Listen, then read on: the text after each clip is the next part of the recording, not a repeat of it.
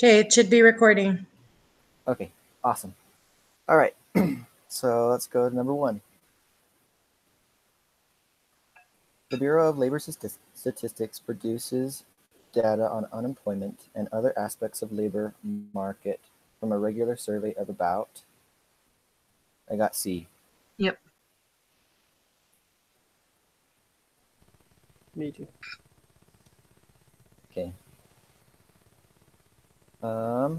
What is the U4 measure of labor underutilization? I got B. I got A. Put C. I got B. So I actually had a question on this one, but I just looked it up and I got like the U4 definition.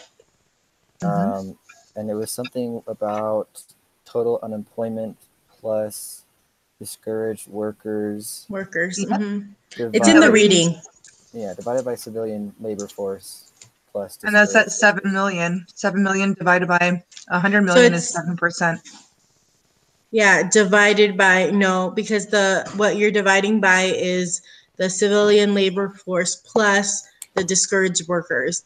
So it's the total so then to get the discouraged workers, you need to take the total unemployed, which is 6.2, and well, you need to take the total unemployed plus discouraged workers of the 7.0 million, and you need to subtract the total unemployed 6.2, which gets you 0.8 is what the discouraged workers are. So then you take the 7 million and you divide that by the 100 plus the 0.8 times 100, and that gets you 6.9. That makes sense. That's what I got. You guys ready for the next one? Mm-hmm. Okay. All else equal, which of the following would increase the unemployment rate? An increase, should I read off those ones? B. I got B. I got B.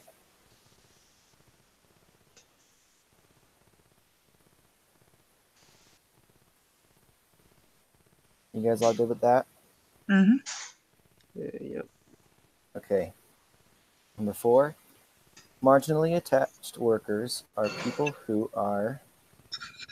B. I got B. Yep. Mm-hmm. Okay. Number 5. Okay, suppose the Bureau of Labor Statistics reports that the entire adult population of Milwaukee, I'm just going to say Milwaukee, can be categorized as follows: 25 million people employed, 3 million people unemployed, 1 million discouraged workers, and 1 million people who are either students, homemakers, retirees, and other people not seeking employment. What is the labor force participation rate? C. C. C. Mm-hmm. Number 6. Evidence from research studies by economists. I got A. A. Yes, A. Okay, number 7. Gwen is an unpaid worker in her family's restaurant. The Bureau of Labor Statistics counts Gwen as C. C. Mm-hmm. Number 8. I already read that before. The 25,311. What is the unemployment rate? C. C. Wait, Yep. so number 7, you guys said C? Yep. Yes.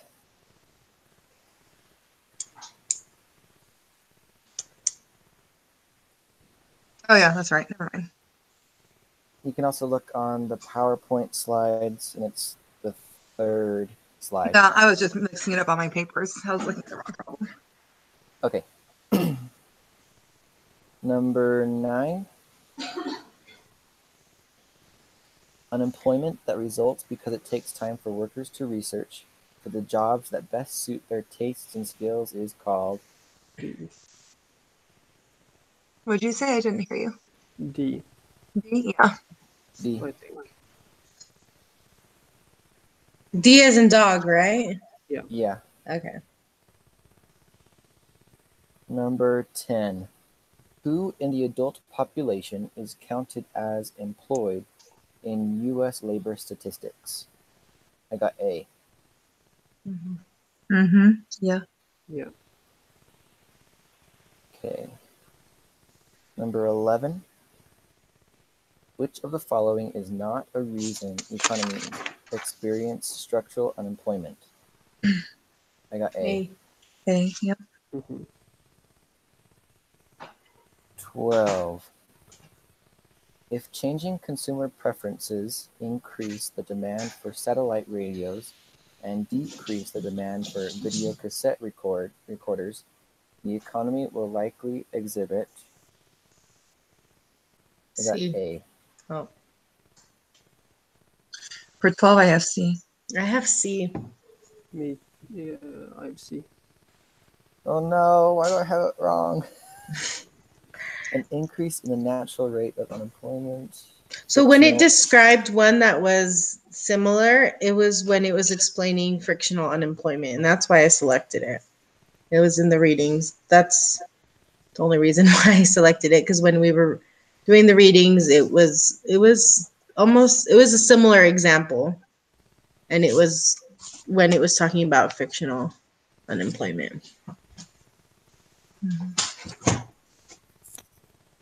Okay, I'm gonna question mark that one for me because I'm gonna research that one on my own. I have no idea, but I thought I had it as A, but I'll look into that one a Okay. little bit more. 13. Public policy. I got C. I have A. A. A. Ah. Okay.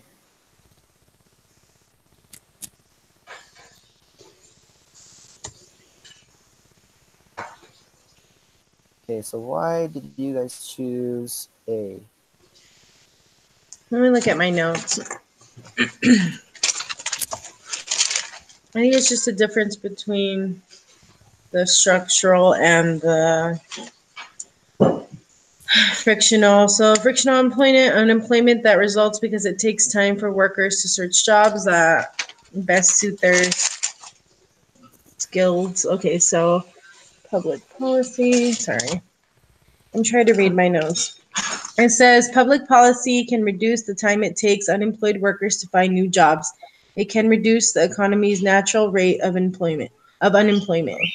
All right, and that covers both of them right there for A. Yeah. Okay, thank you.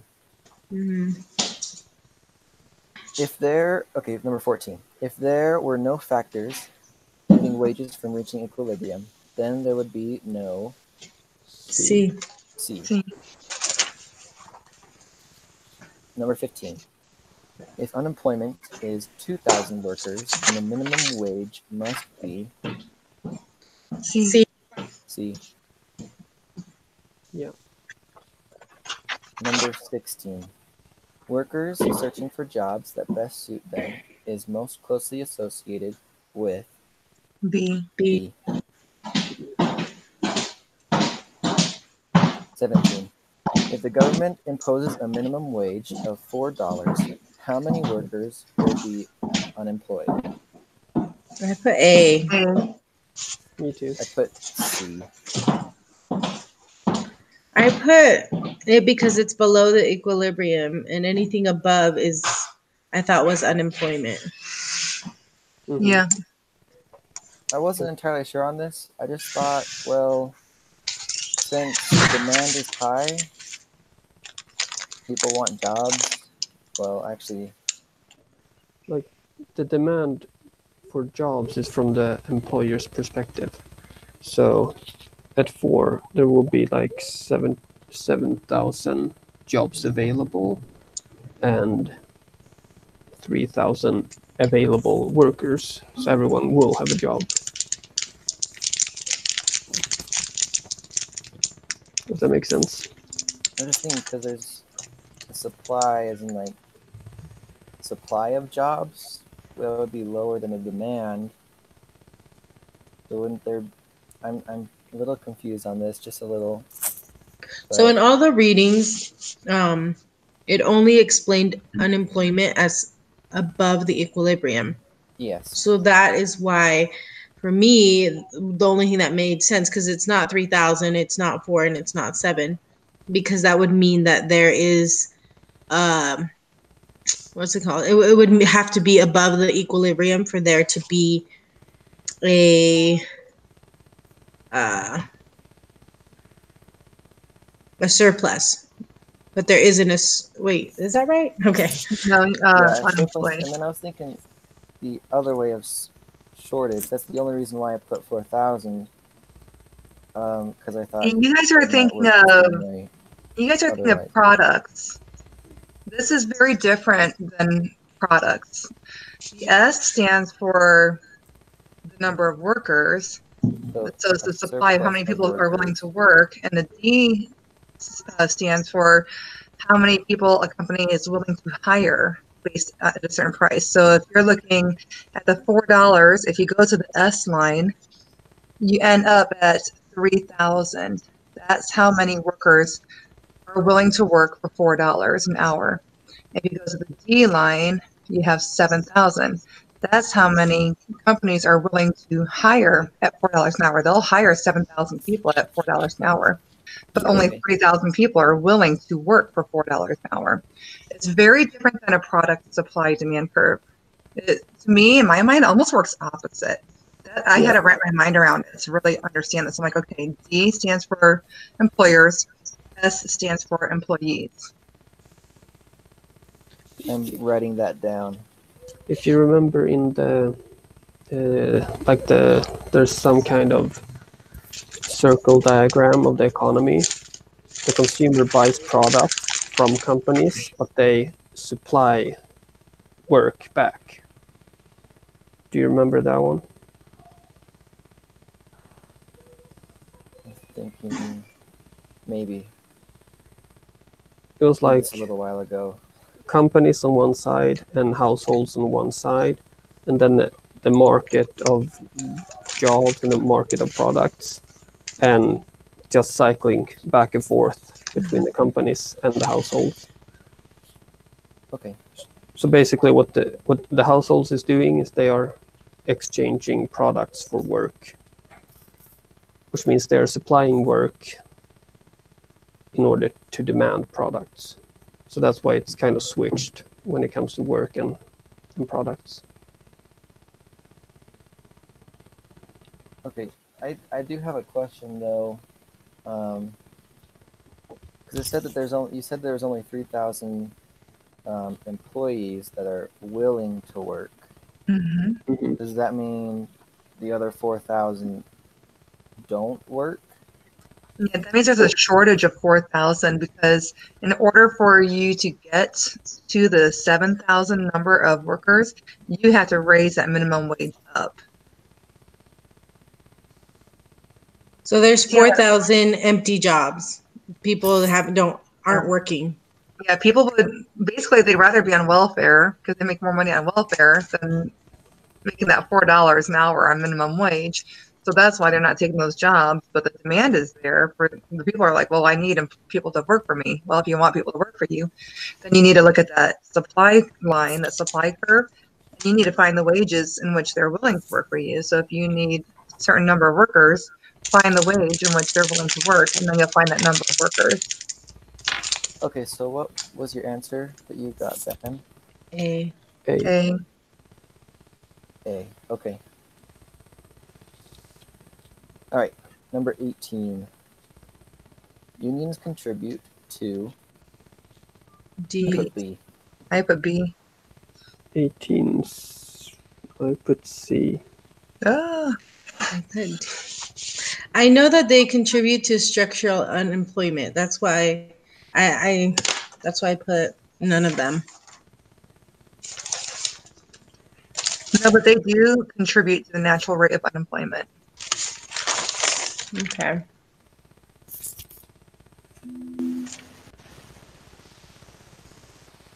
And I'm pretty sure in the book it says that they do not contribute to frictional. Look that up really quick. Yeah, I remember that one, that they do not contribute to frictional. Yeah, I know they don't do frictional, but structural is what they do. So I guess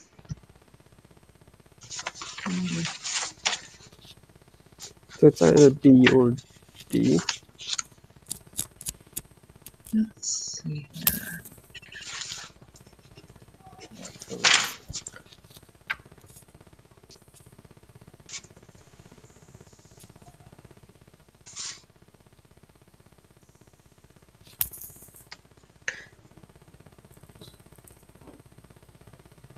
Okay, it's under 15.4. Find that.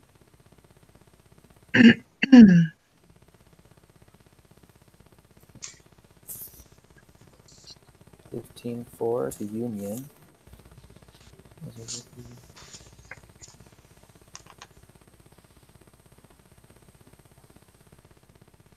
I guess it would be B. Because if you look at, hold on, let me share this screen.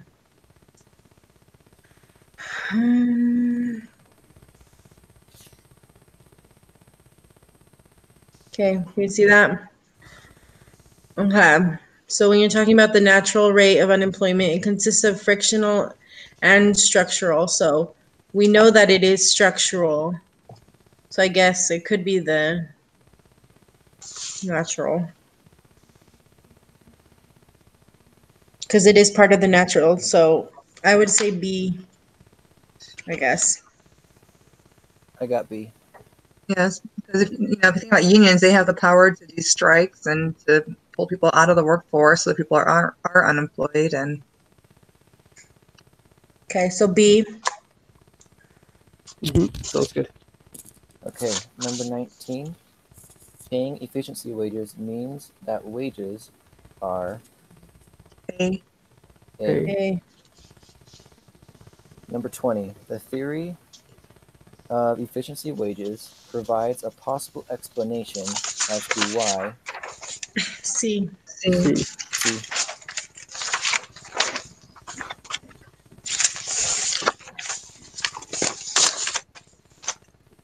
Awesome. Okay. That was actually really quick. Yep. Yeah. Less math involved. Yeah, there's a lot less this time. Okay. Okay, Oh, I like the math. The math is easier to memorize. so there's just us four today. Yeah. So let's see. It's Holly, Bryson, right? Yep, Bryson. Okay. Okay. I'll put that video up right now then. Okay, Like- thank you. Sounds good. Thanks. See ya. All right, have See a ya. good night, guys.